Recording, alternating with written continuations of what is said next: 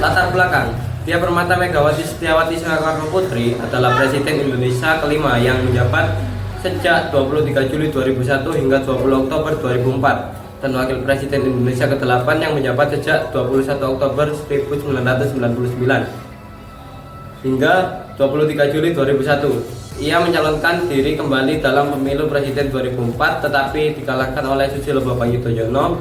Ia mencalonkan diri kembali dalam pemilu presiden 2009 tetapi dikalahkan Yudhoyono untuk dua kalinya. Ia juga menetapkan sistem pemilihan umum untuk pertama kalinya di mana rakyat Indonesia dapat memilih presiden dan wakil presiden secara langsung. Selain memilih calon anggota legislatif, akibat ia diberi julukan Ibu Penegak Konstitusi. Masa pemerintahan, Megawati Soekarno Putri resmi menjabat Presiden Indonesia pada 23 Juli 2001 bersama Wakil Presiden Hamzahas pada 9 Agustus 2001.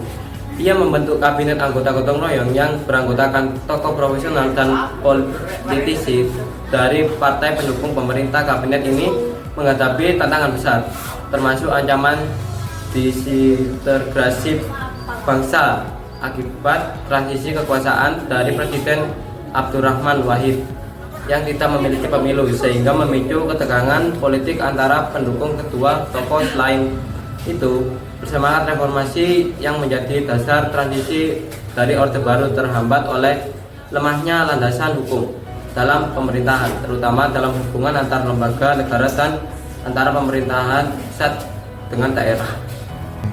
Peran Megawati dalam dunia politik.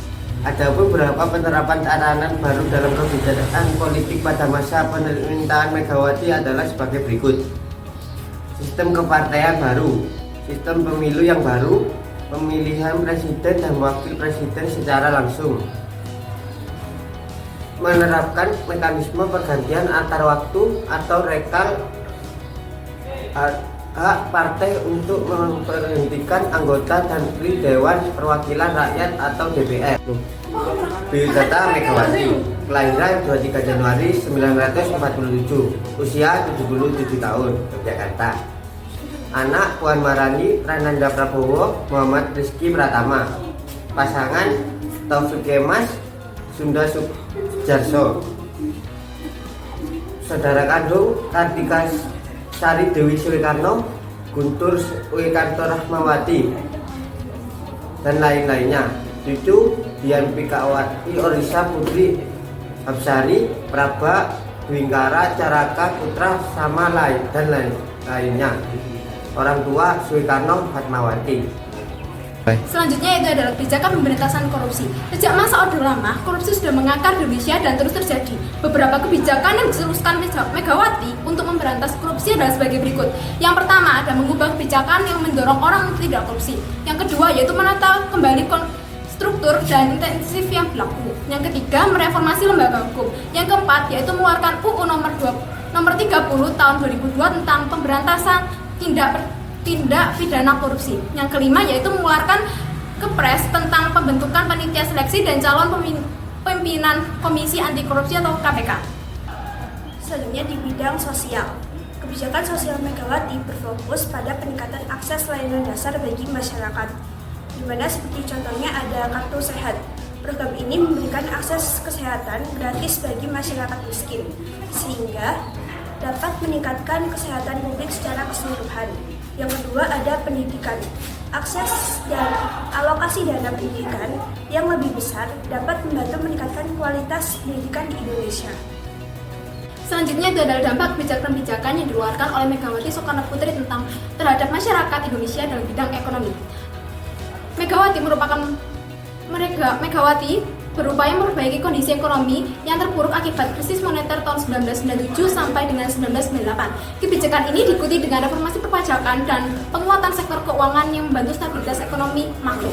Pandangan publik terhadap keberhasilan dan juga kegagalan Megawati Soekarno Putri pasca menjabat menjadi presiden di Indonesia. Yang pertama, ada keberhasilan. Megawati Soekarno Putri berhasil menjaga stabilitas politik pasca reformasi, memperkuat diplomasi internasional, dan juga melaksanakan pemilu langsung pertama di Indonesia. Kebijakan ekonomi seperti meningkatkan ekspor dan mendorong investasi juga dapat dianggap sebagai pencapaiannya. Yang kedua ada kegagalan. Kebijakan privatisasi BUMN seperti penjualan PT Indosat dan PT Semen Gresik dipandang merugikan negara. Selain itu, kenaikan harga BBM, listrik, dan juga telepon menekankan rakyat kecil. Gaya kepemimpinannya yang pasif serta maraknya korupsi di pemerintahannya juga mengurangi kepercayaan publik.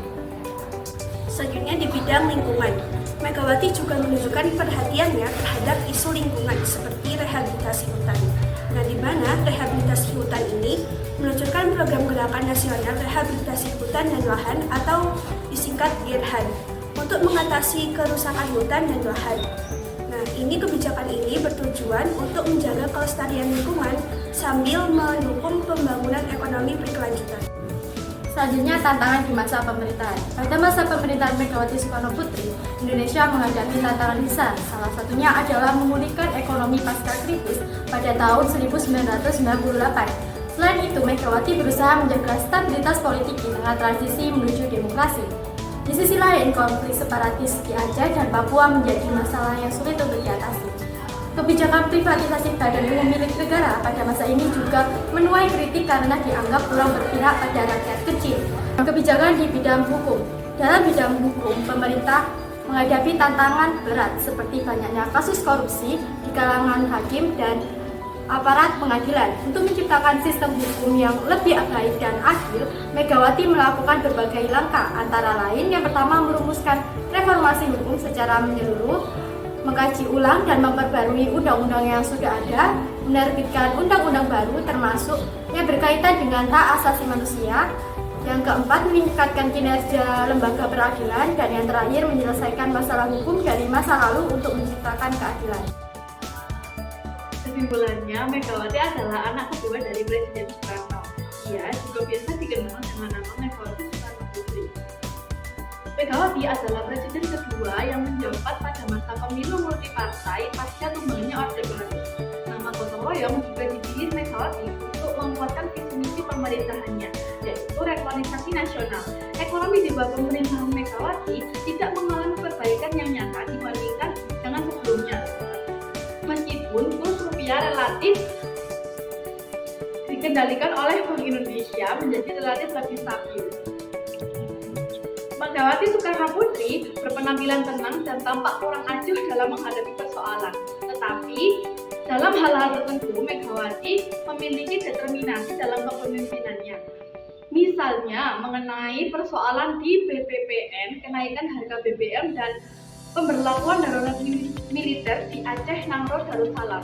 Sebagai presiden pertama wanita di Indonesia, ia merupakan presiden pertama peletak dasar ke arah kehidupan demokrasi. Pemberbaharuan yang dilakukan sebagian besar di bidang ekonomi dan politik. Sebab pada masa pemerintahannya, masalah yang dihadapi kebanyakan merupakan warisan pemerintah Orde Baru, yaitu masalah krisis ekonomi dan juga penegakan hukum. Kebijakan desentralisasi. Pada masa Megawati Soekarno Putri, desentralisasi difokuskan pada pelaksanaan otonomi daerah sesuai UU Nomor 22 Tahun 1999. Kebijakan ini memberi kewenangan besar kepada daerah untuk mengelola pemerintahan dengan menggunakan dana alokasi umum atau DAU dan dana alokasi khusus DAK. Meski menghadapi tantangan seperti korupsi dan kapasitas daerah yang belum merata, desentralisasi meningkatkan partisipasi masyarakat dan mempercepat pembangunan di beberapa wilayah. Syarat dengan penyusunan makalah ini, tidaknya kita mengetahui dan memahami tentang hal yang menyangkut dengan kepemimpinan Megawati Soekarno Putri. Kami menyadari makalah ini masih jauh dari kesempurnaan, baik dari penulisan maupun materi. Untuk penyempurnaan makalah ini, kami harapkan kritik dan saran yang bersifat konstruktif demi penyempurnaan karya ilmiah ini di masa yang akan datang, dan kami mengaplikasikannya dalam kehidupan.